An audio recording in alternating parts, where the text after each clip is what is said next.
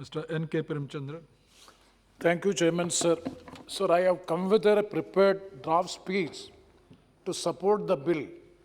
But after hearing Pinaki Mishra, my learned friend, I am also in utter confusion whether to support the bill or to oppose the bill. I think that the government will clarify the position. The Honorable Minister will clarify the position, then we will make up our mind.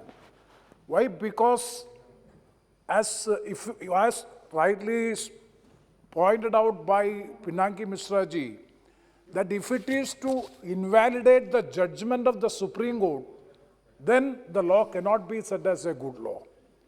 Why? Because a benefit which is available to the retired judges, and that too at the age of 80 to 85 years, 85 to 90, 90 to 95, and even 100 and after that, the date by which the eligibility of the additional quantum of pension is available. That is the pertinent question to be discussed.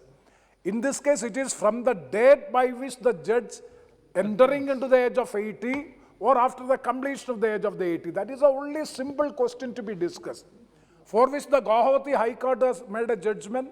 Against that judgment, an SLP has been moved by the Government of India in Supreme Court, and the Supreme Court has rejected it.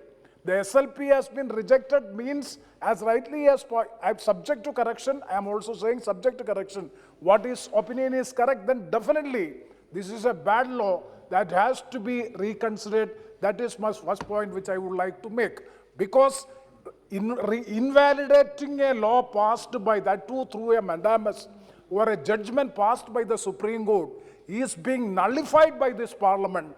That too the benefit available to the retired judges at the fag end of their life. It is not fair, it is not good enough to pass such a legislation, so that has to be reconsidered according to him. And I would like to speak about some points about the separation of powers. I'm not going to the details of it. Sir, regarding the separation of powers, sir, the power corrupts and absolute power absolute power tends to corrupt absolutely. And this is the basic principle by which doctrine of separation of powers is debated since long. Sir, the separation of powers was extensively discussed in the Constituent Assembly, but it was not given any constitutional status.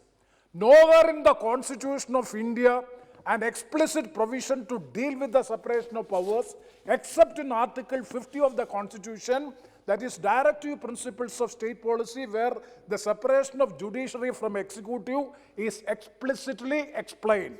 Sir, I would like to quote Justice Frankfurter. He has said, I quote, enforcement of a rigid conception of separation of powers would make modern government impossible. Strict separation of powers is a theoretical absurdity and practical impossibility, unquote.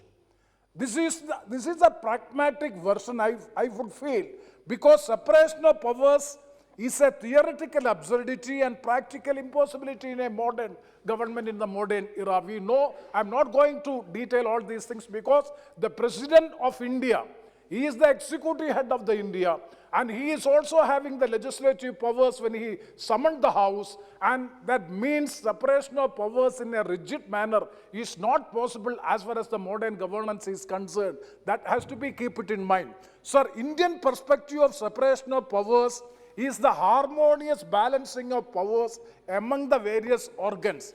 The functions and powers of the three organs are well defined and demarcated. All the three organs are supreme in their own spheres and have to act in accordance with the provisions of the Constitution. Sir, keeping this in mind, the Indian judicial system have a rich tradition of independent judiciary.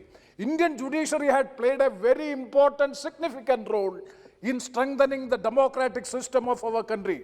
The landmark judgments of our judiciary reform the democratic fabric of our country. Sir, the credibility of Indian judiciary has high esteem once upon a time. But sir, it is quite unfortunate to say nowadays the credibility of the judiciary is under suspicion. It is now questioning from various corners. From various corners it is being questioned. I can cite so many examples, I am not going to the examples. Sir, Parliament is the will of the people, and hence the legislature, Parliament is accountable to the people. The main question which I would like to pose is, the judiciary is accountable to whom? The executive is accountable to the people of India through the Parliament. The Parliament and the legislature is directly accountable to the people of India because they are being directly elected from the people and they have to go back to the electorate for subsequent election. So the accountability of the judiciary has to be earmarked, that has to be defined. To the Constitution. To the Constitution in one sense. That is why I am saying, I am coming to the point, because National Judicial Appointment Commission bills are, see, one of the landmark legislation that this government has done. I fully appreciate, the entire House appreciated, National Judicial Appointment Commission. What is the accountability? Is there accountability to the Constitution? Because except 20 states have passed the legislation, both houses of the Parliament has passed the legislation, the President has given assent to the bill, and it has become an act of the Parliament.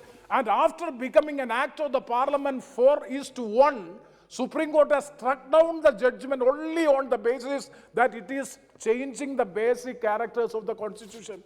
So what is the logic in it? So whether they are committed as, pardon? No. Yeah, that is why I am saying, sir, it is very clear how it is. That is why it is. I will. Sir, that is why it is being said by the Solicitor General and late Arun Jaitley, all that it is a tyranny of the unelected. That is the reason by which it has been made. Sir, the Parliament and government should rise to the occasion to protect the legislative supremacy of the Parliament. So I appeal to the government, please bring back the legislation. The National Judicial Appointment Commission should be brought back and it should be passed by the House. The government should have the political courage. The government should have the political will to pass again the legislation and to get it done.